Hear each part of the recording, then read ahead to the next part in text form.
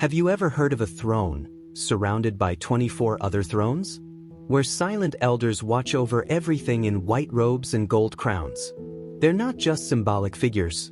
They're part of the most mysterious council in heaven.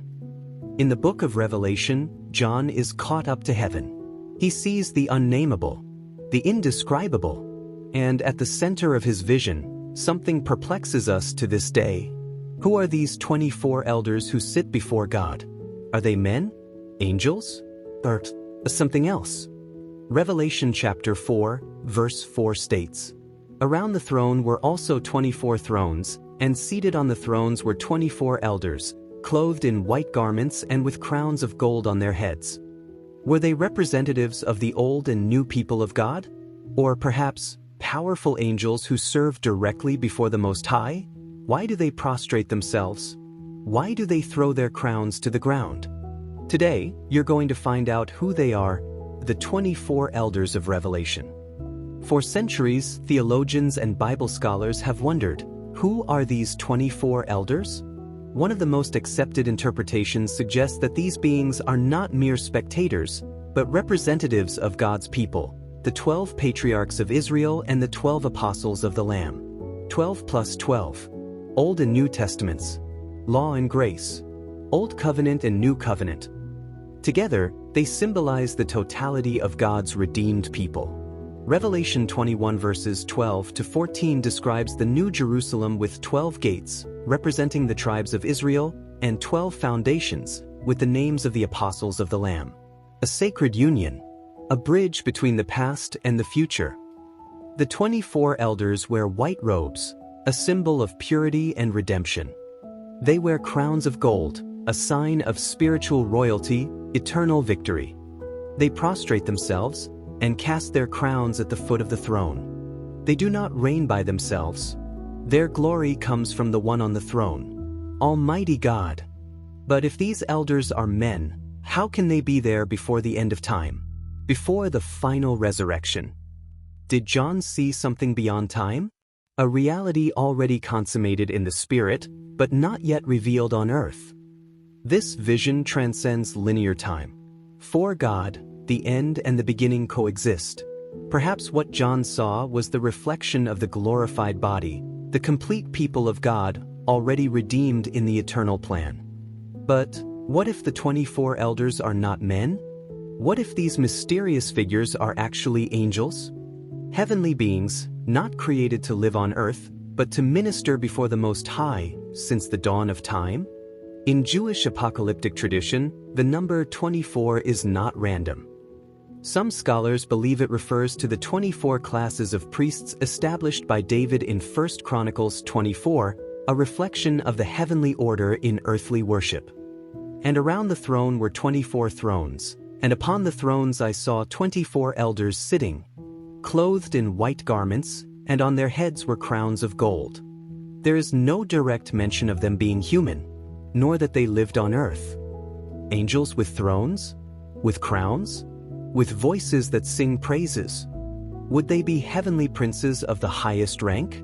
Perhaps equivalent to archangels? Are these elders representatives of the angelic choirs, eternal ministers before the throne of God? The white robes, heavenly purity. The crowns, authority delegated by the Creator. The position around the throne, intimacy with the sacred. They prostrate themselves, cast their crowns, not out of obligation, but out of total reverence. Unlike glorified human beings, angels do not need to be redeemed. They already exist in a state of holiness, created to serve and worship the eternal.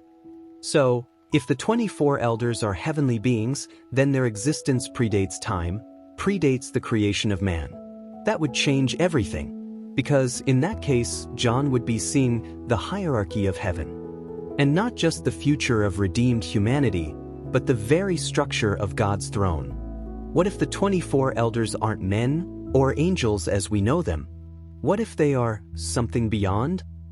Beings created exclusively for the throne, creatures never seen, whose existence is as old as heaven itself, or even older.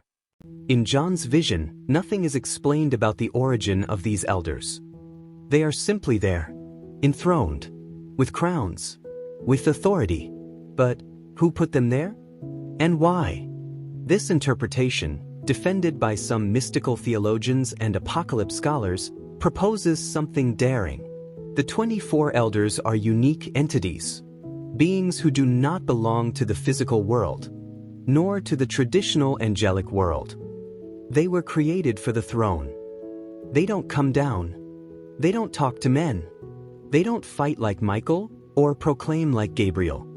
Their only function is to worship, cast their crowns, and prostrate themselves in eternal cycles of reverence. A worship that shapes the very rhythm of heaven. In the book of Enoch, we see descriptions of angels with indescribable forms, flaming eyes, and movements that defy logic. Isaiah speaks of seraphim with 6 wings, who cover their faces before God. Ezekiel sees wheels within wheels, eyes everywhere. Nothing in heaven is ordinary, not even simple. Why should the elders be? If these beings were created to worship, do they know what pain is? Do they have a history? Or were they simply manifested, like the throne itself? Do they have names? Perhaps, the 24 elders are not a reflection of anything, but the starting point of heaven. The sacred structure on which the throne rests, guarding a secret that even the archangels dare not utter. They're not just sitting. They're not just worshiping. They watch. They react. They speak. The 24 elders play a decisive role in the unfolding of the final revelations.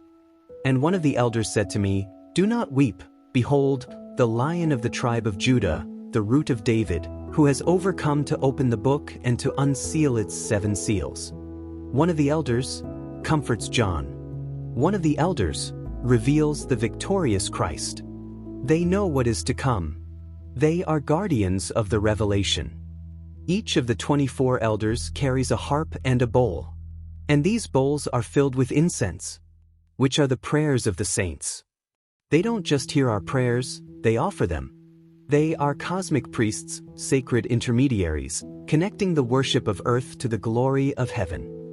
And one of the elders asked me, "These who are dressed in white robes, who are they and where did they come from?" The elder questions, but he already knows the answer. He guides John to understanding, revealing that they are those who have come out of the Great Tribulation. They do not judge, but testify. They do not punish, but recognize God's justice. The 24 elders represent the totality of the covenant, 12 tribes plus 12 apostles. They unite the Old and New Testaments. They are present when the books are opened, and when the book of life begins to be leafed through. They prostrate themselves, but not with fear, but with conviction. They know who God is and who the righteous will be. They witness the end and glorify the beginning of eternity restored. The elders are not judges, but living seals. Seals attesting that divine justice has arrived, and that the kingdom of the Lamb will never end.